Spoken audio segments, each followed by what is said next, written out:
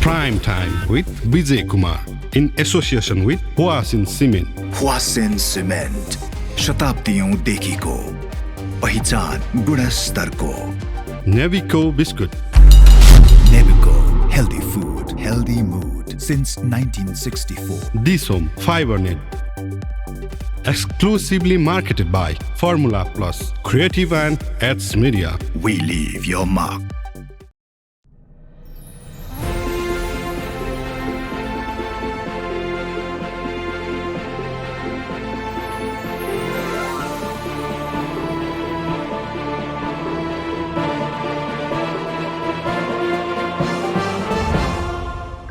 Prime Time with Vijay Kumar.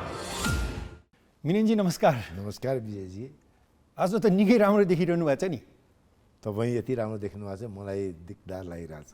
ईर्ष्या पनि लागेको छ. तपाईँलाई भनौँ, अस्तिको हाम्रो सो पछि कसैले मलाई भन्यो, त्यो मिनेन्द्र चाहिँ धेरै राम्रो देखिरहेको थियो तिमीभन्दा, होस् गर्नु है तिम्रो करियर खतम होला भनेर.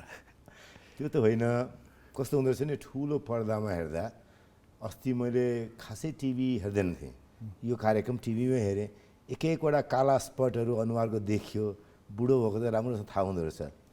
मलाई चाहिँ भनेको त्यति मात्रै थियो, यो मिनेन्द्र भन्दा चाहिँ नि निकै नराम्रो चाहिँ नदेखिनु. अनि त्यही भएर म आज तपाईँलाई टक्कर दिने हेर्नु त एउटा टाई लगाएर आएको. This tie is for you.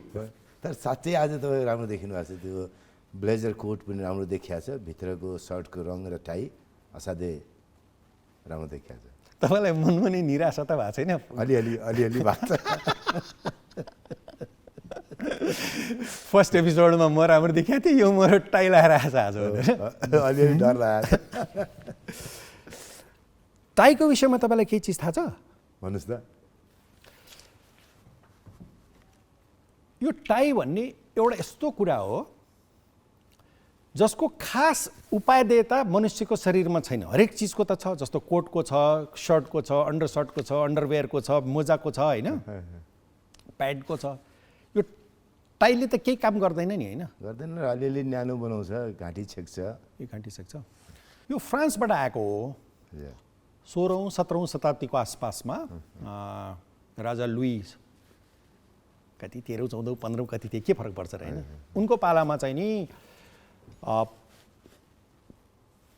क्रोएसियाबाट भाडाका सैनिकहरू, मर्सिनरिजहरूको जुन बटालियन ल्याइन्थ्यो, तिनको घाँटीमा एउटा कपडा बाँध्ने त्यहाँबाट चाहिँ स्टार्ट भएको रे.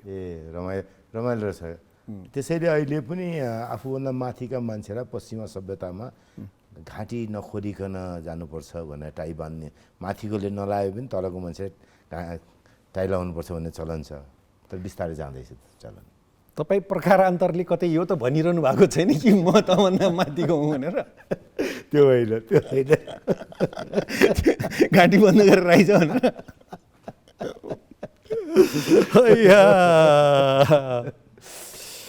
खैर,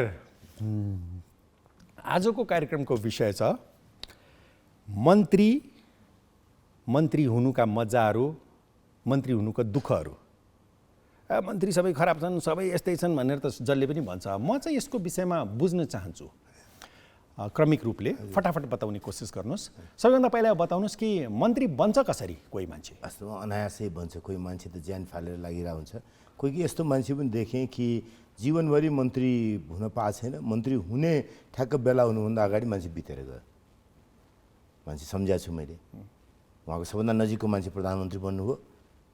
प्रधानमन्त्रीले मन्त्री बनाउनेवाला त्यो मानिस स्वर्गीय भइसक्नु भएको थियो. मन्त्री प्रयत्नले बन्छ कि नियतिले बन्छ? प्रयत्नले बढी हुन्छ, तर प्रयत्न मात्रैले पुग्दैन. आवश्यक छ प्रयत्न, तर यथेष्ट छैन. मन्त्री बनाउँछ कसले? प्रधानमन्त्रीले. कसले भन्ने होइन, आफ्नो पार्टीको नेताले, तागतवर मान्छेले. एउटै मान्छेले बनाउँछ कि त्यो वरिपरिको, अब प्रधानमन्त्री वरिपरिको सर्कलले अथवा मन्त्रीमण्डलले? मूलत संसदीय व्यवस्थामा पार्टीको शक्तिका आधारहरूलाई सन्तुलन गर्ने भावनाले एउटै मान्छेले बनाउँदैन. शक्ति सन्तुलनका लागि अनेक तत्त्वहरू खोजिन्छन्. प्रधानमन्त्रीले नचाहँदै पनि कोही मान्छेलाई जबरजस्ती मन्त्री पदमा थोपार्न सकिन्छ? यथा पछिल्ला दिनमा केही त्यस्तो भए पनि देखिन्छ, तर सकसपूर्ण हुन्छ। इन्ट्रेस्टिङ। अनि यो मन्त्री बन्न के सबै लालायित हुन्छन्? राजनीति गर्ने मान्छे कुनै न कुनै तरिकाले एउटा माप हो नि त, कहाँ पुगे भन्दाखेरि यति चाहिँ पुगेपछि ल सफलता भयो भन्ने हुन्छ होला। दिएर पनि मन्त्री नखाने मान्छेहरू छ नि, जस्तो प्रदीप गिरी हुनुहुन्छ नि, उहाँलाई खास अभिरुचि भएन र कुनै बेला अरूले पनि नखाछन्। जस्तो तपाईँले अगाडि नै देखिराख्नु भएको छ। तपाईँ हजुर दिएर नखाएको? कहिले? 61 सालमा। कसले? अहिलेको प्रधानमन्त्रीजीले मलाई राज्यमन्त्री भन्नुभएको थियो। मैले बिना विभागीय गर्नुहोस् तर क्याबिनेटमा जाने मन्त्री गर्नुहोस् भने मैले उहाँलाई, उहाँले धेरै जोड बल पनि गर्नु भएन मैले त्यसमा रुचि नराखेपछि। तर मोटामोटी मान्छेले पायो भने खाइहाल्छ होइन? प्रायले त्यसमा अप्ठ्यारो पनि केही छैन नि, किनभने राजनीति त तपाईँ आखिर जोगी बन्न त गरेको हुँदैन नि होइन? त्यो भाष्य चाहिँ अलि त्यति मन पर्दैन। ए। जोगी बन्न राजनीति गरे हो र भन्दाखेरि त के बन्न राजनीति गरे त? त्यस पछाडिको ठ्याक्क क्वेसन राख्नु भने त गाह्रो हुन्छ नि। के गर्नु त? भोगी बन्नलाई? सबभन्दा ठुलो फाइदा लिनको लागि? सबभन्दा ठुलो बदमासी गर्नको लागि? किन चाहियो त त्यसो राजनीति गर्ने मान्छे? किन चाहियो त नेता? त्यो भाष्यलाई त्यसरी भने पनि हुन्छ अथवा पल्टाएर यसरी भने पनि हुन्छ कि कुनै कार्यकारी पदमा नपुगिकन आफ्नो विचारलाई कसरी मैले लागू गर्न सक्छु र त्यस कारणले गर्दाखेरि जोगी बन्न गरेको होइन भन्दा पनि हुन्छ नि। तपाईँले भनेको कुरा ठिक हो, तर राजनीतिको एउटा समस्या छ जहाँसुकैको राजनीतिको। त्यो समस्या के हो भने प्रतिकूल छनौटको समस्या। राजनीतिमा यति ठुलो जोखिम हुन्छ कि अलि क्षमतावान मान्छे सजिलै राजनीतिमा आउँदैन। राजनीतिले स्वाभाविकभन्दा अरू पेसामा भन्दा कि त असाध्यै बिछट्टै प्रतिभावान मान्छेलाई आकर्षित गर्छ या त प्रायःजसो धेरै चाहिँ अलि औसतभन्दा कम क्षमतावाला मानिसलाई आकर्षित गर्छ। हो, तपाईँले एकदम महत्त्वपूर्ण कुरा गर्नुभयो यहाँनिर। राजनीति अत्यन्त जोखिमपूर्ण पेसा हो नि होइन? हजुर। यहाँ अहिले मिडियाले वर्षौँदेखि एउटा भाष्य के चलाइराखेको छ भनेर जानेर नजानेर बिचरा हाम्रो मिडियाको लेभल, हाम्रो लेभल पनि हाम्रो नेताको लेभलभन्दा धेरै कसरी फरक पो हुनसक्छ र राजनीति गर्न त्यति सजिलो होइन नि, त्यति सजिलो छैन। एउटा राजनीतिक मान्छे, सफल राजनीतिक मान्छे, चिनिएको राजनीतिक मान्छे अथवा बदमास राजनीतिक मान्छेलाई तपाईँले चिन्दाखेरि सयौँ यस्ता मानिस हुन्छन् जसका बारेमा कसैलाई कथा पनि थाहा हुन्न, उनको दुःख पनि थाहा हुन्न, उनका कठिनाइ पनि थाहा हुँदैन, उनको सङ्घर्ष पनि थाहा हुन्न। एउटा चिनिएको नेताका पछाडि हजार नचिनिएका कार्यकर्ताहरू मैले कति देखेको छु, दुःख पाएर दुई छाक खान नपाएर चाहिँ त्यतिकै बसिराखेका छन्। एउटा घर इमारत जस्तो देखिन्छ, त्यो इमारतको जगमा कति ढुङ्गा बस्या हुन्छ कसलाई थाहा हुन्छ। एउटा यस्तो इमारत भनौँ जसको जमिन मुनि हजारौँ फुट तल देखिँदैन, खालि माथिको टुप्पो मात्रै देखिन्छ, गजुर मात्रै देखिन्छ। गजुर मात्रै देखिन्छ। यसको साटो म कुनै सरकारी अफिसमा म जाहिर खान गएँ भने मैले 20 वर्ष म जतिसुकै लठुवा औसत वा मूर्ख भयो भने पनि 20 वर्षमा म त काहीँ न काहीँ पुगिहाल्छु। हजुर। राजनीति गर्ने मान्छे एउटा गाउँमा दौडेर हिँड्ने मान्छे, आस्थाले दौड्या मान्छे, त्यो मान्छेलाई कसले सम्झिन्छ? राजनीति गर्ने भने चाहिँ अहिले 5, 7, 10 नेताको नाम मान्छेले सम्झेला। ती गजुरहरू राम्रा हुन् नराम्रा हुन् तिनले बाँकी सबैको पहिचानलाई समाप्त गरे हुन्छ। त्यो आफ्नो ठाउँमा छ, तर राजनीति अत्यन्त जोखिमपूर्ण पेसा चाहिँ हो होइन? अत्यन्त जोखिमपूर्ण कि बिछट्टै प्रतिभावान मान्छे आउँछन्, प्रायः जसो चाहिँ औसतभन्दा कमजोर क्षमताका मान्छे आउँछन् राजनीतिमा। क्षमतावान मान्छे कहाँ जान्छन्? डाक्टर, इन्जिनियर, वकिल, जुन पेसामा साह्रै राम्रो गर्दा र साह्रै नराम्रो गर्दाखेरि खासै फरक पर्दैन। एउटा साह्रै राम्रो डाक्टर, एउटा साह्रै नराम्रो डाक्टरका बिचमा उसको जीवनमा खासै फरक देखिन्न। एउटा राम्रो इन्जिनियर गजब कुरा भन्नु हो नि होइन? एउटा म औसत डाक्टर भएँ भने पनि मेरो लवाई खवाई त्यति तल खस्दैन तुलनात्मक रूपले एउटा सफल नेता र खासै गुमनाम राजनैतिक कार्यकर्ता बिच। एकदम पक्का कुरा हो। अर्को दिन चर्चा गरौँला। अहिले खालि तपाईँले एउटा कुरा भनौँ, हजारौँ गुमनामपछि एउटा नामवाल मान्छे देखा पर्छ राजनीतिमा। नाम बदनाम जे होला, नाम बदनाम जेसुकै होला, तर त्यसैको बलले मात्रै हामीले समस्त राजनीतिक प्रक्रियाको अवमूल्यन चाहिँ गर्नु हुँदैन। हुँदैन। हो, हुन त फेरि कहिलेकाहीँ म त्यतिकै अफ द कफ यो पनि भन्छु कि नेपालमा राजनीति सबैभन्दा ठुलो उद्योग हो भनेर। इज द्याट करेक्ट कि मैले त्यतिकै भनिदिएँ? होइन, हामी पास टाइम हो भन्नुहोस् न, कुरा गर्ने, चिया दोकानमा बसेर कुरा गर्ने, घरमा बसेर कुरा गर्दाखेरि यसै काम नपायो भने के गर्ने भन्दाखेरि राजनीति बारेमा कुरा गरिदिने। खैर त्यो एउटा जटिल विषय हो, हामी पनि अर्को दिन चर्चा गरौँला। म यो उसमै फर्किन्छु अनि मन्त्री पदमा जाने मान्छेहरूको फेरि एकचोटि कुरा गरौँ। क्याबिनेट फर्मेसन हुँदाखेरि एउटै नाम पटक पटक किन दोहोरिरहेको छ? धेरै मान्छेहरू धेरै पटक मन्त्री किन हुन्छन्? विजयजी, सबैको आफ्नै किसिमका क्षमताहरू हुन्छन्। कोही असाध्यै राम्रो, राजनीतिले प्रायः जसो राम्रा कार्यकारीहरू धेरै जम्मा गर्दैन। कार्यकारिणीमा अलिकति राम्रो ढङ्गको मानिसहरू मन्त्रीमा पटक पटक आइरहेको हुन्छ, किनभने तिनको मन्त्रालय चलाउनु, जुन मन्त्रालयमा गयो सरक बसेर चलाइहाल्न सक्ने खालको क्षमता हुन्छ एउटा त्यो। अर्को शक्ति केन्द्रमा बलियो साथ डह्रो साथ बसेका मान्छेलाई पनि नबनाइकन प्रधानमन्त्रीलाई सहज रूपमा राजनीति सञ्चालन गर्न समस्या हुन्छ, त्यस कारणले पनि आउँछन्। हुन त फेरि यो कुरा राजनीतिमा मात्रै होइन होला होइन, अब टिभी स्टेसनमै भन्नुहोस् न, जुन टिभी स्टेसन खुले पनि हामीहरू गएर बोलिरहेको हुन्छौँ होइन? विजयजी जहाँसुकै पनि त्यहीँ देखिनुहुन्छ। अथवा जुन अस्पताल खुल्यो भने पनि त्यही डाक्टरको नाम देखिन्छ होइन? घुमी घुमी त्यति मात्रै होइन, आजको दिनमा राम्रा कलेजहरू छन्, त्यही शिक्षक एउटा ठाउँबाट अर्को ठाउँ पढाउन गइरहेको हुन्छ, ठ्याक्क ब्याकप्याक बोक्छ, त्यहाँ पढाउँछ, त्यहाँ क्लास सक्छ, फेरि अर्को त्यो दौडिहाल्छ। यसका जटिलता आफ्नो ठाउँमा छन् होइन? तर नयाँ नामहरू पनि आइराखेका हुन्छन् मन्त्री परिषदमा कहिलेकाहीँ। आउँछ आउँछ आउँछ, एकदमै आउँछ। यो पुरानै नाम दोहोरिनु चाहिँ नि यसले के सङ्केत गर्छ? मैले अहिले भने पावर सेन्टरको एउटा एक्जिक्युटिभ क्षमताको कुरा भयो, तर पुरानो नाम एउटा हेर्नुहोस्, हामी कहाँ आजको दिनमा दुईवटा नेतालाई ठ्याक्कै हेरौँ, नामै लिएर भन्छु भने शेरबहादुर देउवा प्रधानमन्त्री हुनुहुन्छ, सबभन्दा पहिले प्रधानमन्त्री हुनु 52 सालमा, 52 साल पछाडि आज 26 वर्ष पछाडि देशको प्रधानमन्त्री हुनुहुन्छ। उहाँ प्रधानमन्त्री भएको झन्डै 20 वर्ष पछाडि प्रधानमन्त्री बन्नुभयो केपी शर्मा ओली, अर्को नेपाली राजनीतिको एउटा प्रमुख पात्र, प्रमुख प्रतिपक्षी दलको नेता। मन्त्री प्रधानमन्त्रीलाई मात्रै किन भन्ने? यहाँ 15 वर्षदेखि मान्छे सम्पादक बसिरहेछ। एउटा त हाम्रो समाज त्यति बढी प्रतिस्पर्धी नभएर होला, 20 वर्षदेखि त्यही मान्छे चेम्बरमा हालिमुहाली गर्दैछ। गाह्रो हुन्छ यसरी। हाम्रो जस्तो समाज, स्ट्याग्नेन्ट समाजमा मान्छे एकै ठाउँमा बसिराख्न सक्छ, घच्चा के अरे बसेपछि आल बसे जसरी बसे जुनसुकै पेसा, त्यो चाहिँ समग्र समाजलाई प्रतिबिम्बित गरिरहेको छ कि जस्तो लाग्छ मलाई। त्यसले नेतालाई मात्रै होइन, नेतालाई मात्रै होइन। किनभने एउटा जटिल प्रश्न छ, एउटा शीर्ष नेताले मलाई भनेको, कसले रोकेको छ र तिमीहरूलाई सभापति पदमा चुनाव जितेर देखान भनेर भनेको? त्यो त भन्न पाइन्छ, पाइन्छ नि, पाइन्छ।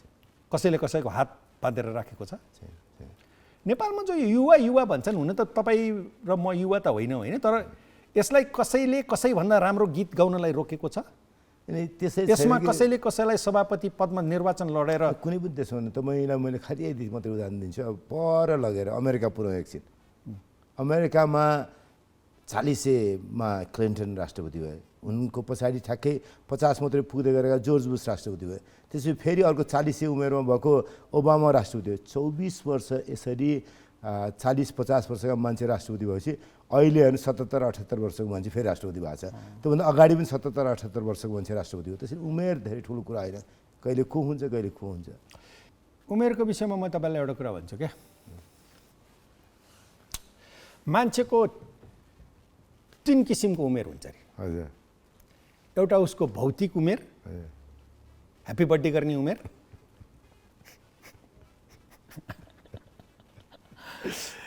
एउटा उसको मानसिक उमेर, मेन्टल एज, र तेस्रो उसको आध्यात्मिक उमेर।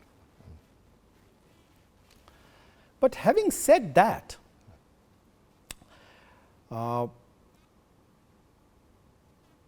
गर्नुपर्ने त युवाले नै हो नि होइन? एउटा चिज के हुन्छ भने जति तपाईँ उमेर बढ्दै जान्छ अनुभवले तपाईँ खारिँदै जानुहुन्छ। यु बिकम वाइजर, बुद्धिमत्तापूर्ण काम। नट नेसेसरी एकछिन मैले सामान्यतया, हामी सामान्यतया, अनि जति तपाईँको उमेर बढ्दै जान्छ तपाईँ ऊर्जा घट्दै जान्छ। त्यसरी ट्रेड अफ के त ऊर्जा घट्दै जाने बुद्धिमत्ता बढ्दै जाने एउटा बिन्दुमा पुगेपछि चाहिँ दुईटाको जोडेर भएको जोड चाहिँ घट्न थाल्छ, डिमिनिसिङ रिटर्न सुरु हुन्छ। जति बढी बुद्धिमत्ता भए पनि, जति बढी अनुभव भए पनि त ऊर्जा यति स्खलित भइसकेको हुन्छ कि तपाईँ केही गर्न सक्नुहुन्न।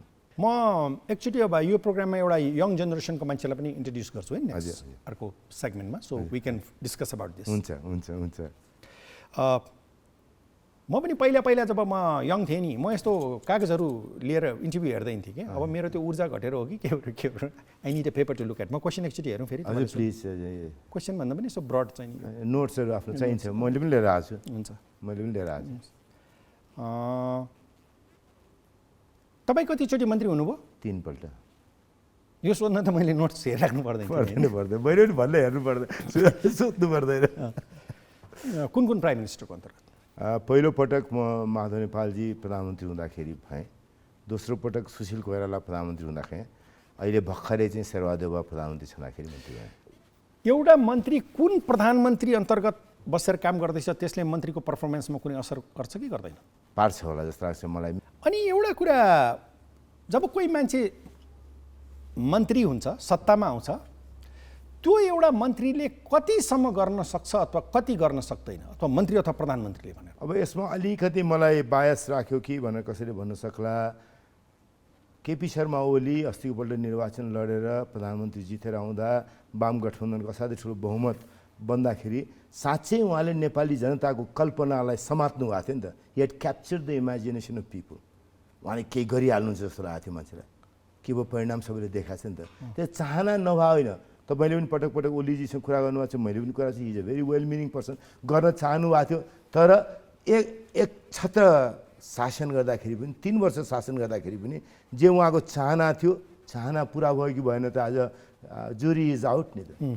त्यसमा यसो भनौँ, चाहँदैमा केही हुँदैन होइन, चाहनामा केही हुँदैन। नयाँ गर्छु भनेर त सबले भन्छ नि, हरेक अखबारमा हरेक मिडियामा नयाँ सम्पादक प्रधान सम्पादक आउने बित्तिकै म नयाँ गर्छु भन्छ नि होइन, नयाँ आए त केही हुँदैन। हाम्रो चाहिँ एउटा अथवा यसलाई यसरी पनि भन्न सकिन्छ, नयाँ गर्न त्यति सजिलो छैन नि होइन। हाम्रो ट्रेनिङ पनि गाह्रो के छ भन्दा कि हामी व्यवस्थापकीय क्षमता, कार्यकारिणीको क्षमताको बारेमा हामी धेरै ढङ्गसाथ सोध्दैनौँ। सानो स्टेपहरू हुन्छ नि, यो पछि यो पछि गरेर अनि पुगिन्छ भनेर लक्ष्य बनायो, लक्ष्य पुग्ने बाटोहरू, स्टेप माइलस्टोनहरू हामी क्रिएट गर्दैनौँ। ठ्याक्क भनिदिएपछि पुगिहाल्छ जस्तो खालको हाम्रो धारणा छ। भन्न नै सकियो नि त, भनिसकेँ नि त, मैले यत्रो चाहना राखेको थिएँ, भन्नु नै गर्नु हो होइन, भन्नु नै गर्नु हो जस्तो। अब एउटा उदाहरण अर्को थपौँ है त। युरी ग्याग्रेनले अन्तरिक्ष घुमे, रसियाको मान्छे, सोभियत युनियनको मान्छे। अमेरिकालाई पहिलोपल्ट 20औं शताब्दी लागेदेखि दुनियाँको सबैभन्दा ठुलो नेतृत्वदायी देश, त्योभन्दा ठुलो बेइज्जती के हुन्थ्यो, एम्बारेसमेन्ट भयो कि रसियाले हामीलाई, सोभियत युनियनले हामीलाई उछिन्यो भनेर। त्यस पछाडि केनेडीले गरे के भन्दाखेरि आज अमेरिकालाई प्रतिबद्धता गर्ने दिन आछ कि अब 10 वर्ष नपुग्दैखेरि, दशक नसकिँदैखेरि हामी चन्द्रमामा मान्छे पुर्याउँछौँ, अवतरण गराउँछौँ र सुरक्षित रूपले जमिनमा फर्काउँछौँ। त्यसको 7 वर्ष नबित्दैखेरि अमेरिकाले नील आर्मस्ट्रङलाई चन्द्रमा पठायो, चन्द्रमामा टेकेर सुरक्षित रूपमा फर्किए। जब हामी नेपालको सन्दर्भमा विदेशका देशहरूको उदाहरणहरू दिन्छौँ नि,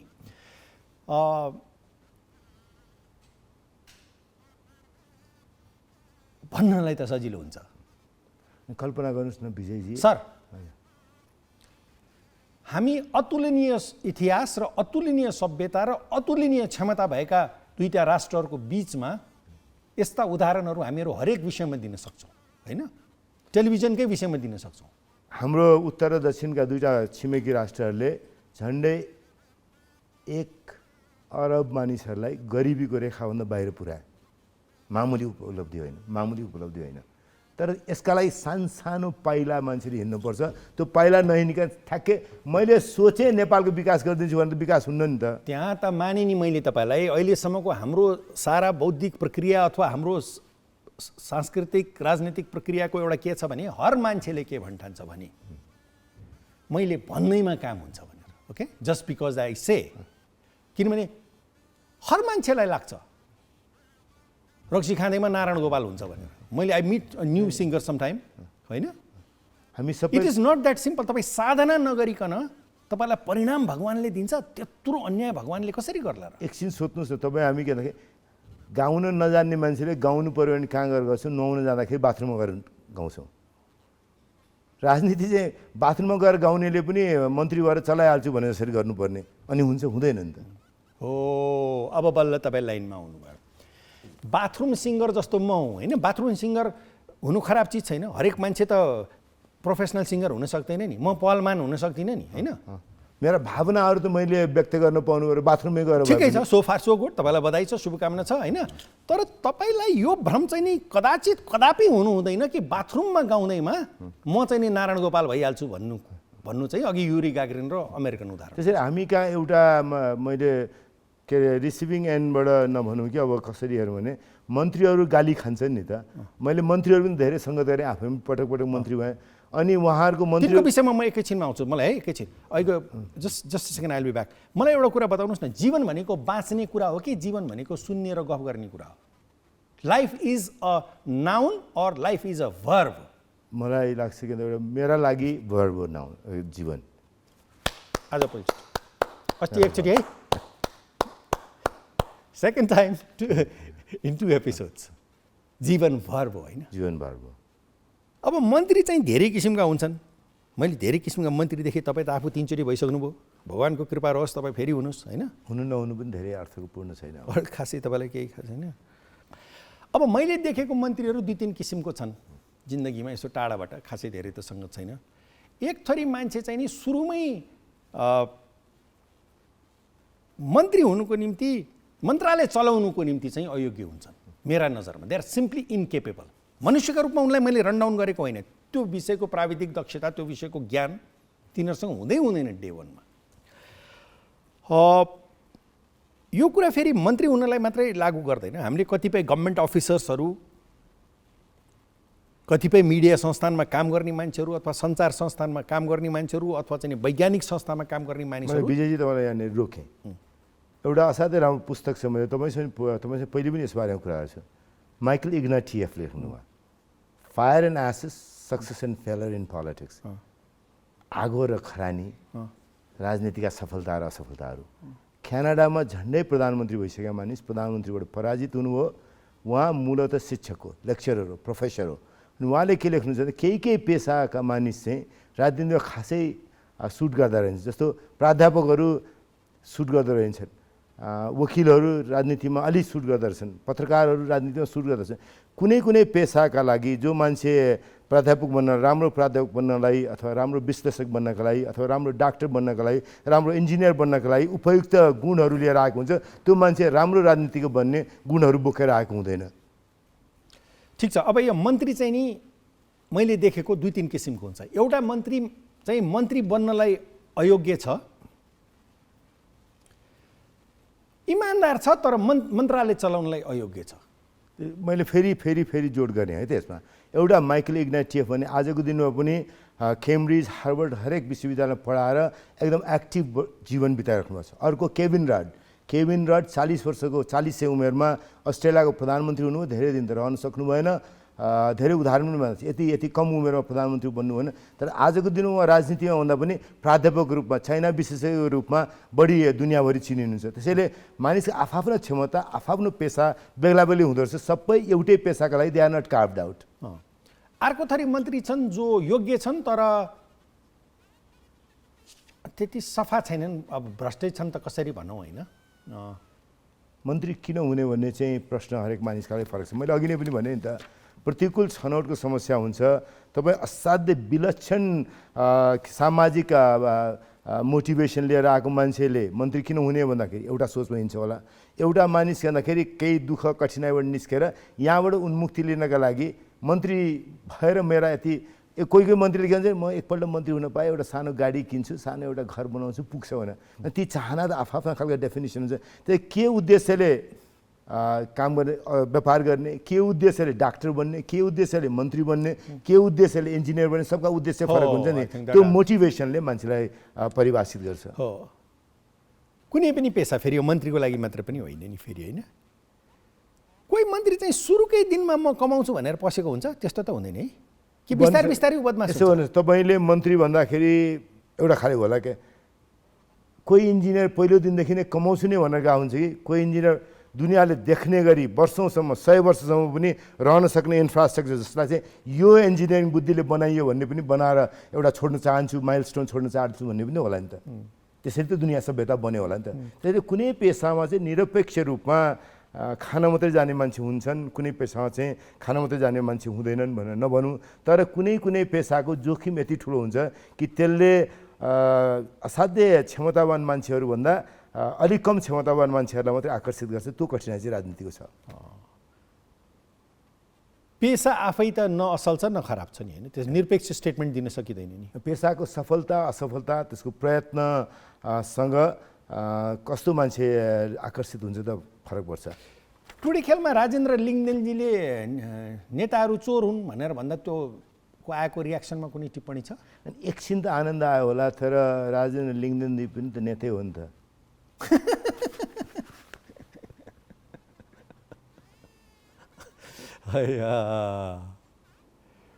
हुनु त फेरि एउटा यस्तो कुरा छ, तपाईँ कसैलाई पनि चोर हो भनिदिनुहोस्, वरिपरि हाँस्ने मान्छे जम्मा भइहाल्छ। मेरो लामो अनुभवले के भन्छ भने तपाईँले अधिकांश मान्छेलाई, किनभने मनुष्यको मस्तिष्कको एउटा कुना त पुरा अँध्यारो, सेडिस्ट र अर्कालाई रनडाउन गर्नेमा मजा लिने पनि एउटा अर्थमा त्यो, अर्को हामी आफ्ना कठिनाइहरूलाई हेरौँ न। एउटा खासै समृद्धशाली मुलुक होइनौँ हामी, दुःख छ, मान्छे दुःख गरेको छ। एउटा मुलुक जहाँका थुप्रै युवाहरू बाहिर बसेर काम गरेर कमाएर देशमा घरका परिवारका मान्छेलाई दुःख नहोस् भनेर पैसा के अरे पेट काटी काटी पठाउनु पर्ने ठाउँमा बसेका मानिसलाई, अनि एकछिन त ती सबै कठिनाइ ती पीडाबाट निस्किनलाई अर्को माथि हाँस्न पायो भने पनि ती कठिनाइबाट पीडाबाट उन्मुक्तिको सास पनि होला नि त। यो चाहिँ मनोविज्ञान, गहन मनोविज्ञानको विषय हो। तपाईँले एउटा कुरा चाहिँ इम्पोर्टेन्ट भन्नुभयो, हामी त अहिले एउटा सर्भाइभलिस्ट सोसाइटी हो नि, होइन? यहाँ त वेल्थको एकुमुलेसन त भएको छैन। यो अरज स्वामीसँग यो अन्तर्वार्ताको दौरानमा मैले कुरा गर्ने विचार छ, यङ ब्रिलियन्ट चाहिँ नि कम्प्युटर इन्जिनियर, जुन समाज चाहिँ नि सर्भाइभल मोडमा छ त्यसमा धेरै कुराहरू बाध्यतावश पनि चलेका हुन्छन्। एउटा फ्याक्टर त्यो। अर्को दर्शन, हाम्रो दर्शन के हो भन्दाखेरि हिन्दू दर्शन, पूर्वीय दर्शन दुःखबाट मुक्ति खोज्ने हो भन्ने दर्शन छ नि त। त्यसैले जीवनमा चाहिँ दुःखै दुःख चाहिँ यहाँबाट मुक्ति खोज्ने भन्दाखेरि चाहिँ हामीले केलाई एक्सेप्ट गर्यो भन्दाखेरि जीवन चाहिँ दुःखै दुःखले भरिएको छ भन्ने। अनि अर्को एक थरी मन्त्री चाहिँ मान्छे चाहिँ इमान्दार छ, फेरि है इमान्दार छ, राम्रो चाहिँ नि मनोभावना छ, तर डेलिभरी दिन सक्दैन बिचरा। त्यसैले त भन्दा नाच्न जानेन भने त आँगनै टेढो भन्नुपर्छ नि त। त पेसा, बुद्धि, क्षमता, मोटिभेसन एउटा खाले छ, अर्को काम गर्न थाल्नु भने राम्रो राम्रो कार्पेन्टरले लिएर जानुहोस् अनि त्यसै सिकर्मीलाई लगेर डकर्मीको काम गराउनु भने गर्न सक्दैन नि त। सक्दैन। त्यस्तो पनि ठुलो धेरै छ है। भन्नुहोस् कतिपय मलाई पनि हेर्नु न, मेरा जिन्दगीमा धेरै पछुतोहरू त छैनन्। एउटा जस्तो मलाई यो गीत गाउनु पाए हुन्थ्यो भन्ने ठुलो इच्छा छ कि, आई विश आई कुड सिङ भनेर। कला हुनु होला, कला हुनु होला। मेरो श्रीमतीले मलाई के भन्छ भने ती दुईवटा काम चाहिँ बाहिर नगर भन्छ, एउटा गाउने एउटा नाच्ने, तिमीलाई पटक्कै ढङ्ग छैन भनेर। अब हामी गरेर चाहिँ पहिले के गर्थ्यौँ भन्दाखेरि पहिले सानो गाडीमा श्रीमान श्रीमती हुँदाखेरि ठ्याक्क झ्याल स्याल मजाले लगाएर अनि दुवैजना जोडले गाना गाउँदै हिँड्थ्यौँ। बाथरुममा गाए जत्तिकै गाडीभित्र गाउनु पाउने गरी अनि आफ्ना भित्रका भावनाहरू पोख्नु पनि पाइयो। तपाईँ लाजै नहुने गरी। तपाईँ चाहिँ मभन्दा भाग्यमानी हुनुहुँदो रहेछ। मलाई चाहिँ नि मेरो श्रीमती सुषमाले के भन्छ भने यो गीत बाहिर गाउने होइन है, अनि घरभित्र पनि तपाईँलाई त घरभित्र त सुविधा रहेछ, घरभित्र गाडी, मेरो त फिक्स आवर छ, यतिभित्र गाउने भयो भने तपाईँ गाउन सक्नुहुन्छ। ठट्टा मजाक आफ्नो ठाउँमा छ, तर जीवनमा हामी सबै कामको निम्ति योग्य हुँदैनौँ भन्ने रियलाइजेसन चाहिँ एकदम जरुरी छ, होइन? मान्छेलाई समाज जसरी विकसित हुँदै जान्छ त्यति बढी रियलाइजेसन हुन्छ, किनकि एउटा पेसाबाट अर्को पेसामा हिँड्नका लागि सजिलो हुन्न। अहिलेसम्म हामी कहाँ हाम्रो समाज त्यति विकसित भएको छैन, हाम्रो अर्थतन्त्र त्यति विकसित भइसकेको छैन। त्यसैले हामी एउटा पेसाबाट अर्को पेसा सरक्कै हिँडिहाल्छौँ जस्तो लाग्छ। हरेक कर्मचारीले के लाग्छ नि, म भोलि राजनीति गर्न सुरु गरेँ हुन्छ जस्तो लाग्छ। हरेक मानिस के डाक्टरको ठाउँमा गएर मैले अपरेसन गरिदिइहालेँ हुन्छ जस्तो लाग्छ। सिनेमा हेर्दा मान्छेलाई के लाग्छ भन्दाखेरि म गएर सिनेमा हिरो भइहाल्छु जस्तो लाग्छ।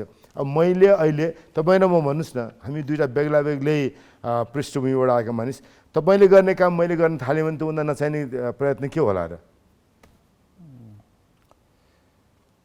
हो नि, तपाईँको मनमा त्यस्तो भावना त आएको छैन होइन मसँग कम्पिटिसनको। म त्यही भएर म चाहिँ मनमा नै चाहिँ असुरक्षित भएर टाइलाएर आएको छैन त, कतै यतै आइहाल्छ कि भनेर। तपाईँले भनेको जो वाक्यहरूलाई भगवान कोइरालाका एउटा कालजयी स्टेटमेन्ट छ। हजुर भन्नुहोस्। यो समाजको विषय धेरै वर्ष पहिला भन्नुभएको, मैले सके जति ठाउँमा दोहोऱ्याएको, आज फेरि दोहोऱ्याउँछु।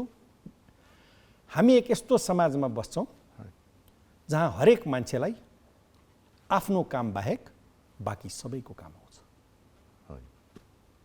And we can still afford to do that. हाम्रो समाज त्यहाँ छ। त्यो गरे पनि, त्यो भने पनि, त्यो सोचे पनि हामी चलिरहेछ। खैर, यो मन्त्रीमै फेरि एकचोटि फर्काउँछु। तेस्रो थरी मन्त्री हुन्छन् जो काम गर्न पनि जान्दछन् र जसको चरित्रमा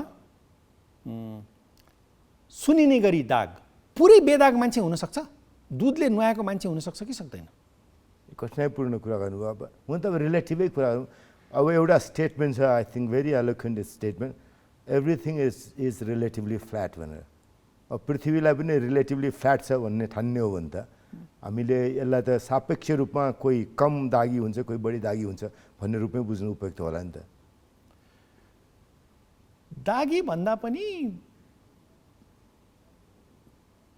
यो समाजको एउटा समस्या के छ भने यसले समाजको भन्दा पनि यसको बौद्धिक नेतृत्व गर्नेहरूको समस्या के छ भने यसले यस्तो शिक्षा र यस्तो त्यो न्यारेटिभ फैलाइदिएको छ कि संसारमा सिर्फ दुई रङ छन्, सेता र काला।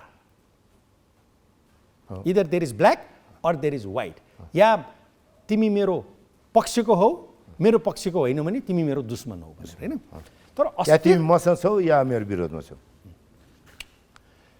तर अस्तित्व त अनेक रङ मिलेर बनेको छ नि। So I think I will take back my question. I will rephrase it again. एउटा मन्त्री भयो अयोग्य पनि भ्रष्ट पनि, त्यसलाई कुरै छैन। एउटा मन्त्री भयो अयोग्य छ तर भ्रष्ट छैन, रिजल्ट 0। अर्को मन्त्री छ जो योग्य पनि छ र तुलनात्मक रूपले ठिकठाक पनि छ भनेर। अर्को थरी पनि हुन्छ नि त, योग्य पनि हुन्छन्, भ्रष्ट पनि हुन्छन्, भ्रष्टाचार पनि गर्छन्, डेलिभर पनि गर्छन्। हो, यस्तो विषयमा चाहिँ के भनाइ छ त तपाईँको? मलाई एकजना साथीले सुनाउनु भयो, क्याम्बोडियाबाट फर्किनु भएको थियो केही वर्ष बसेर, 7-8 वर्ष अगाडिको कुरा। उहाँले भन्दा मिनेनजी एउटा कुरा सुन्नुहोस् त, नेपाल र क्याम्बोडियामा के फरक छ भने भन्नुहोस् डाक्टर साहब भने मैले उहाँलाई। नेपालमा केही काम गर्नु पऱ्यो भने तपाईँले खुवाउनुहुन्छ, घुस दिनुहुन्छ, तर पनि काम हुन्छ भने पक्का हुन्न अरे। एउटा ठेक्कापट्टा हुन्छ, त्यो ठेकेदारले कमाउँछ तर बाँकी काम चाहिँ ठिक हुन्छ, त्यो पनि टुङ्गो हुन्न। तर क्याम्बोडियामा तपाईँले के भन्दाखेरि कुनै पनि काम 100 रुपियाँको ठेक्का भयो भने कमसेकम 80 रुपियाँको काम चाहिँ ढङ्गको हुन्छ भने ढुक्क हुन्छ। कोही मान्छेलाई एउटा काम गराइदिनुहोस् भनेर जिम्मा लाउनुहुन्छ, 2 पैसा दिनुहुन्छ भने त्यहाँ काम हुन्छ भने चाहिँ ढुक्क हुन्छ भनेर भन्नु। तर तपाईँले भने जस्तो मानिस के भन्दाखेरि योग्य पनि र के अरे क्लिन पनि, सफा पनि मान्छेहरू असाध्यै कम हुन्छन्। त्यस्तै मात्रै मानिस हुन् जो एकदमै विलक्षण प्रतिभा भएका, विलक्षण सामाजिक चेतना भएका मानिसहरू, केही मान्छेहरू राजनीतिमा देख्नुहुन्छ तपाईँले। यसै नाम सम्झिन सकिन्छ नि त। बिपी कोइराला भन्दा के देखिन्छ? विलक्षण प्रतिभा, दाग कहीँ पनि छैन। सुवर्ण शमशेर के देखिन्छ? विलक्षण प्रतिभा, दाग केही पनि छैन भने यसरी मानिसहरू ठ्याक्क ठ्याक्क राख्न सकिन्छ होला, जसले काम गरेर पनि देखाए, दाग लाउने ठाउँ पनि कहीँ पनि छैन। त्यस्ता मानिसहरू चाहिँ साँच्चै ठुलो मोटिभेसनबाट मात्रै राजनीतिमा आकर्षित भए हुन्छन्। तर अहिलेको समय चाहिँ त्यस्तो छैन। यो बिपी कोइरालाको समय होइन। अब तपाईँलाई अर्को चोइस दिन्छु। जस्तो क्याम्बोडियामा अलिअलि पैसा खुवाउने तर काम चाहिँ सबैको फटाफट हुने, देशको पनि आर्थिक विकास हुने, त्यो मान्छेको पनि आर्थिक विकास हुने, समाज पनि गतिमान छ। तपाईलाई फेरि आजको क्याम्बोडिया होइन है, फेरि सधैँ त हामीले त्यही रूपमा राख्नु हुँदैन कुनै पनि समाजलाई। समाज परिवर्तन हो, यो 10-12 वर्ष अगाडिको कुरा थियो। तपाईलाई नेपालको कन्टेक्स्टमा चाहिँ नि अलिअलि खाने तर काम धेरै डेलिभरी गरिदिने त्यस्तो मन्त्री राम्रो कि डेलिभरी केही पनि नगर्ने?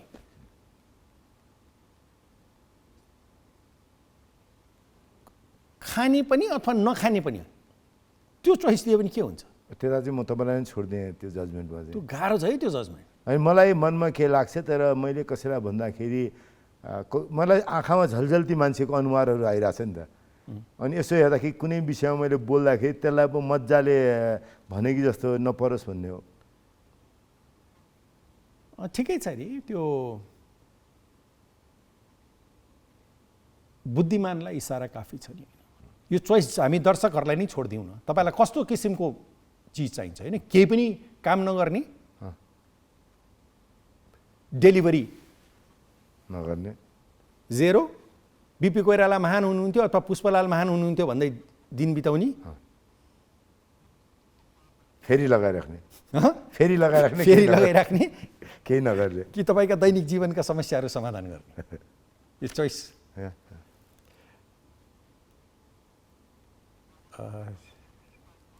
हर देशले, हर समाजले आफ्नो योग्यता अनुसारको नेता भेटाउँछ भन्ने मेरो स्टेटमेन्टमा तपाईँको कुनै टिप्पणी छ? त्यसमा म एग्री गर्छु, किनकि समाज जति अगाडि बढ्दै जान्छ नेता पनि त्यही कसीमा हुन्छ, डाक्टर पनि त्यही कसीमा पर्छ, पत्रकार पनि त्यही कसीमा पर्छ।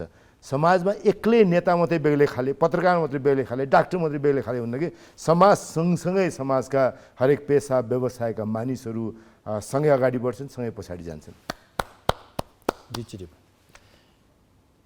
समाजको कुनै एउटा सेक्टरको भर्टिकल ग्रोथ हुन सक्दैन नि होइन? एउटा मनुष्य अपवादको रूपमा निस्केला। Doctor Ramkantha Makaju, doctor Rohit Sanduk, doctor Bhagwan Koirala एउटा मनुष्यको रूपमा अगाडि जाला, तर यिनीहरूले they are as good surgeons as anybody in the world. यिनीहरू संसारमा आफ्नो पेसाका विश्वका उत्कृष्ट सर्जनहरू हुन् होइन? तर यिनले समष्टिगत रूपमा नेपालको चाहिँ नि स्वास्थ्य व्यवस्थालाई माथि लिएर जान सक्दैन। 2016 सालमै बिपी कोइराला नेपालमा हुनु, आज 78 सालमा पनि बाँकी समाज त बिपीले देखाए जस्तो ठाउँमा हिँड्न सकेका छैन नि त।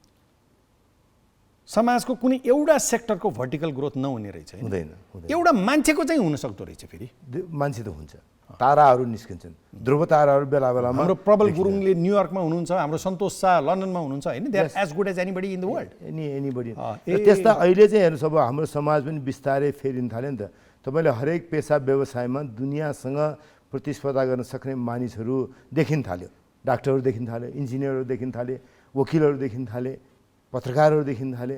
बिस्तारै हाम्रो समाज पनि विकसित हुँदै गएको छ, प्रतिस्पर्धी हुँदै गएको छ। अहिलेको प्रविधिले एउटा बाध्यता सृजना गर्दैछ। ती मानिसहरू अपवाद हुन्, नियम होइनन्।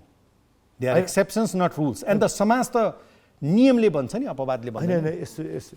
यसो अहिले पहिलेको समाज भन्नुहोस् न, 16 सालको समाजमा बिपी कोइराला अपवाद हुनु हो, तर आजको दिनको पराग पाठक जो MIT-मा पढाउँदै हुनुहुन्छ क्यारे, नेपाली मूलको मानिस हुनुहुन्छ, उहाँ अपवाद होइन। नेपालीहरू यस्ता तपाईँले अघि धेरै नाम लिनुभयो। यसरी बिस्तारै हाम्रो समाज पनि आज 60 वर्षको सापेक्षतामा अब बिस्तारै दुनियाँमा देखाउन लागेका मानिसहरू अलि धेरै सङ्ख्यामा आउन थाले नि त। त्यसो भए हामी बाँकी समाजलाई यो भनौँ, यो समाज जस्तो छ, नेताहरू त्यस्तै निकाल्ने हुनाले तपाईँहरू पनि अलिकति यो काममा राम्रो नेता चाहिन्छ भने अलिकति त्यसमा सहयोग गर्नु पर्यो। मैले त्यसरी भन्नु मिलेन, म त राजनीति गर्ने मान्छे, धेरै ठुलो जोखिम उठाउने कुरा पनि मलाई नभन्नुहोस् न। मैले त आफै राम्रो हुने कुरा मात्रै गर्नु पर्यो, म कोसिस गर्छु भनेर। त्यस भए यो स्टेटमेन्टको बार एकचोटि म अलिकति तल झारिदिन्छु। देशको कुनै एउटा सेक्टरको भर्टिकल ग्रोथ हुँदैन, एउटा मात्रै क्षेत्र अगाडि जाने हुँदैन। कुनै भने नेपालमा खोज्नु न, कुनै एउटा क्षेत्र चाहिँ गजबै विलक्षणै माथि पुगेको छ, अरू सबै क्षेत्र चाहिँ पछाडि छ भन्दा छैन नि त। सबै उस्तै छ। हामीसँग हर क्षेत्रमा विलक्षण मान्छेहरू छन्, तर क्षेत्र विलक्षण छैन। मान्छेहरू पनि बढ्दै जाँदैछन्, त्यसैले अब उन्नति पनि हुँदैछ। ओके, अब जब हामी सरकारको, मन्त्रीको, प्रधानमन्त्रीको सत्ताको कुरा गर्छौँ नि मिनेन्द्रजी, के आजभोलिको संसारमा सत्ता खालि सरकार र मन्त्रीसँग मात्रै छ? म चाहिँ के देख्छु भने, जस्तो हामी प्राइभेट सेक्टरसँग कति हातमा सत्ता भइसक्यो। यो मिडियाको सत्ता कोसँग छ? प्राइभेट सेक्टरसँग पनि छ। टेलिफोन उचाउनुहोस्, एनसेलसँग पनि अलिकति सत्ता होला। अस्पताल उठाउनुहोस्, अर्को त्यो यहाँको चलेका अस्पतालहरूसँग पनि यसको मेडिसिटी होला, ह्याम्स होला, अथवा चाहिँ नि प्राइभेट सेक्टरका ग्रान्डिजहरू यिनीहरूसँग पनि छ। के जब हामी एउटा फ्ल्याट स्टेटमेन्ट दिन्छौँ सरकारले यस्तो गरेन, सरकारले यस्तो गरेन, के सत्ता सरकारसँग मात्रै छ? मोडर्न वर्ल्डमा आजको दिनको वैश्वयुगमा आएर आजको दिनमा मात्रै होइन कि जसरी लोकतन्त्र विकसित परिमार्जित र संस्थागत रूपमा अगाडि बढ्दै जान्छ नि त, तागत सत्ताहरू त डिफ्युज हुँदै जान्छ। जति धेरै सेन्टर्स अफ पावरहरू क्रिएट हुन्छ त्यति बढी डेमोक्रेसी त पुष्ट भयो नि त। हामी कहाँ त्यति बढी डिस्ट्रिब्युटेड छैन।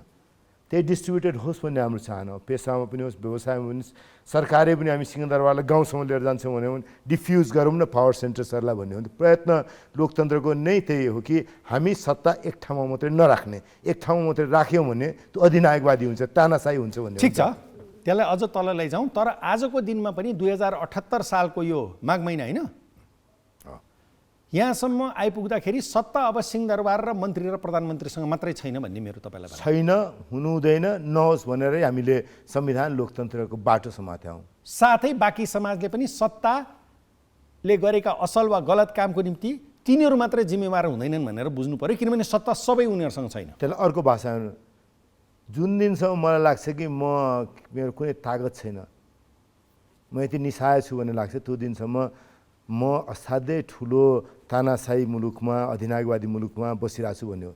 जुन दिन मलाई आफै पनि तागतवर लाग्छ, मैले गर्न चाहेको कुरामा मैले बदल्न सक्छु, मेरो पेसामा, मेरो व्यवसायमा मैले कसैलाई मतलब नराखेर, बालको प्रधानमन्त्री छ, को मन्त्री छ, मतलब नराखेर आफ्नो काम गर्न सक्छु भन्ने लाग्छ, त्यो दिन लोकतन्त्र पुष्ट भयो भन्ने प्रमाणित हुने हो नि त।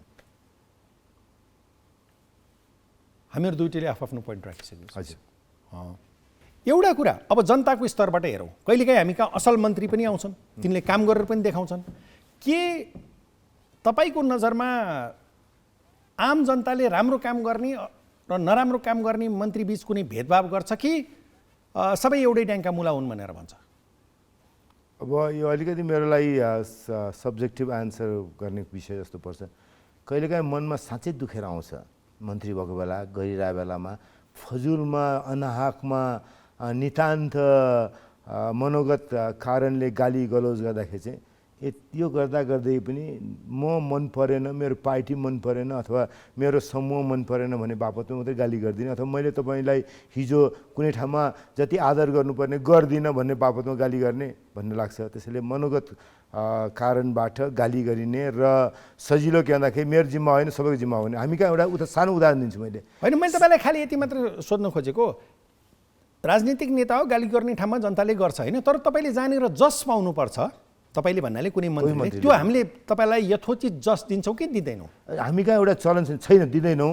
एउटा चलन छ, त्यहाँ भुइँमा एउटा फोहोर झरिरहेको हुन्छ, अनि मान्छेहरूको कुरा गर्दा चाहिँ कस्तो मान्छे हेरेर त त्यो फोहोर पनि उठाउँदैन भने, आफूले गएर उठाउने पनि होइन, कस्तो हेरेर यति बेरसम्म कसैले पनि उठाएन, फालेर हिँड्यो एउटा भन्छ, अनि त्यसरी टिप्पणी गर्दै हिँड्ने जानेको चाहिँ जमात बढ्दै जान्छ। त्यसैले हामी राजनीतिमा त्यस्तो खाले फोहोर कसले फालिदियो होला भनेर टिप्पणी गर्ने चाहिँ थुप्रै छौँ। हामी त्यो फोहोरै झिकेर सफा गर्ने चाहिँ कम छौँ। त्यसो भए यसो भनौँ, तपाईँहरूले खराब काम गर्दा त तपाईँहरूलाई हामीले लखेट्नु पर्यो, त्यो स्वाभाविक छ नि होइन? तपाईँ त जनप्रतिनिधि हो, कामै त्यही हो नि, लखेट्नु पर्यो, तपाईँलाई सचेत गराउनु पर्यो, खबरदारी गर्नु पर्यो। तर तपाईँले जुन अनुपातमा हामी तपाईँलाई लखेट्छौँ राम्रो काम गर्दा हामीले प्रशंसा चाहिँ त्यही अनुपातमा प्रशंसा गऱ्यो भने के भन्दाखेरि तपाईँ छुट्याउनुहुन्छ नि त, छुट्याएपछि मान्छेले इन्सेन्टिभ हुन्छ, त्यो इन्सेन्टिभ स्ट्रक्चर चाहिँ अहिलेसम्म अलि मिसप्लेस छ कि जस्तो लाग्छ मलाई। अनि कहिलेकाहीँ चाहिँ केही मन्त्रीजीहरूको चाहिँ नि भाग्य अलिकति राम्रो भएर हो कि अथवा मिडिया म्यानेजमेन्ट राम्रो भएर हो कि उनीहरूले ठिकठिकैको काम गर्दाखेरि पनि वाहवाही पाउँछ नि। मैले एकचोटि एउटा घटना सम्झिन्छु, कुनै व्यक्ति विशेष नगर्नुहोस्, एउटा मन्त्री चाहिँ यो बिजुलीको तार आफै पोल काट्दै हिँड्दै हुनुहुन्थ्यो होइन, सारा प्रेसमा उहाँको जय जयकार भयो। मन्त्रीको काम उहाँले मिलाउन सक्ने मिडिया, उहाँ तार काट्ने बेलामा ठ्याक्कै हाम्रो फोटोग्राफर पनि पुग्ने, आज म तार काट्दैछु भनेर कसैलाई भनिदिएपछि ऊ ठ्याक्कै ठाउँमा पुग्ने। Some of the ministers get more credit than they should. यो मैले यसलाई एउटा ब्यालेन्समा आउनु पर्यो भनेर एउटा चिज मैले तपाईँलाई भन्न खोजेको के चिज भने, पहिला चिज त मन्त्रीको काम तार काट्नु त होइन, यो हामीले कहिले पनि भनेनौँ। त्यसो भए अर्थमन्त्रीको काम अब राष्ट्र ब्याङ्कको काउन्टरमा गएर बस्नु पर्यो, यसको विषयमा तपाईँको भनाइ के छ? कहिलेकाहीँ चाहिँ मन्त्रीहरूले पाउनुपर्ने भन्दा बढ्ता जस पाएका छन्। अब त्यसमा मैले बोल्ने भन्दा तपाईँ र म आफू बेग्ला बेग्लै पेसाबाट आएँ नि त होइन, राजनीतिक कर्मी र पत्रकारिताको पेसाबाट भए हुनाले तपाईँले राख्ने मानक एउटा भयो, उचित छ। तर मैले त्यही कुरा बोल्दाखेरि चाहिँ कसैका प्रति इन्क्रिमिनेट गरे जस्तो हुन्छ, त्यसरी म किन टिप्पणी गरौँ त्यसमा? संसार भनेकै फरक फरक दृष्टिकोणहरूले कुनै एक चिजलाई हेर्ने त हो नि। मैले खालि यो प्रसङ्गमा भनेको कि नेतालाई त्यसले डिजर्भ गर्ने जति गाली पनि गरौँ, त्यसले डिजर्भ गर्ने जति त्यसलाई ताली पनि बजाउँ, र ताली बजाउँदा अतिरञ्जना पनि नगरौँ। त्यसो भने त्यही कुरा मैले अलिकति फरक तरिकाले भने पत्रकार मध्ये पनि पत्रकारलाई मूल्याङ्कन गर्दाखेरि मैले ढङ्गसाथ जो पत्रकार जुन हैसियतको त्यसै तरिकाले मूल्याङ्कन गरेँ भने राम्रा पत्रकारलाई अझ राम्रो हुनलाई, अझ राम्रो लेख्नलाई, अझ राम्रो काम गर्नका लागि अभिप्रेरणा हुन्छ नि त भन्ने भने मैले सजिलो हुन्छ नि मलाई भन्नलाई। अन्तमा राजनीति भनेको एक हदमा जनतालाई आशा देखाउनु पनि हो, स्वप्न दृष्टा हुनु पनि हो। तर नेपालमा समस्या के छ भने वाचा र परिणाम, प्रमिस र डेलिभरी, एक दिन त तपाईँले त डेलिभरी गर्नुपर्ने हुन्छ। त्यसको यत्रो ग्यापको सन्दर्भमा के हामीले ती वाचाहरू गर्नु उपयुक्त हुन्छ जो हामी पुरा गर्न सक्दैनौँ? उपयुक्त हुन्न। अथवा नेपालमा यो ग्याप यत्रो धेरै किन छ, अथवा संसारभरि छ? संसारभरि छैन, हामी कहाँ छ त्यो ग्याप। यति ठुलो ग्याप छ कि मैले भन्दा फेरि बायस भएर भन्ने हुन्छ। हामी के अरे राजमार्गमा पनि प्लेन ल्यान्ड गर्ने बनाउँछौँ भनेर भन्नलाई पनि हामी कहाँ कठिनाइ हुन्न। पार्लियामेन्टमा गएर प्रधानमन्त्री बोल्न मिल्छ, बोल्या भोलिपल्ट त्यसलाई मान्छे सम्झिनु पनि पर्दैन, बोले भइहाल्यो नि त भने त्यो मानकबाट देशलाई परिवर्तन नगर्दासम्म त हामी साँच्चै कहीँ अगाडि बढ्दैन हुन्थ्यो।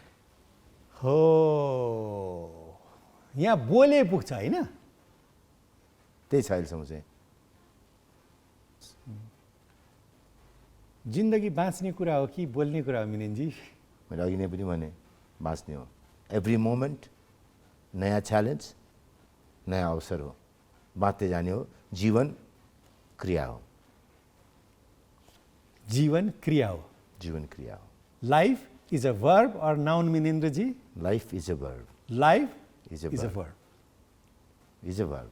Life is a verb. Is a verb. Yes.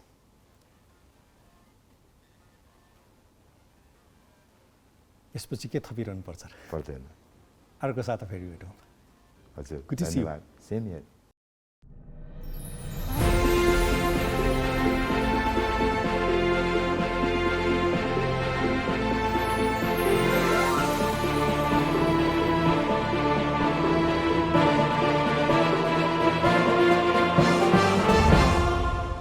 Prime Time with Bijay Kumar.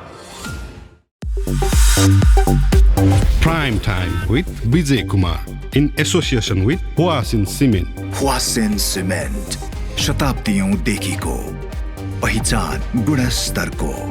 Nevico Biscuit. Nebico, healthy food, healthy mood since 1964. Disom Fibernet. Exclusively marketed by Formula Plus, Creative and Ads Media. We leave your mark.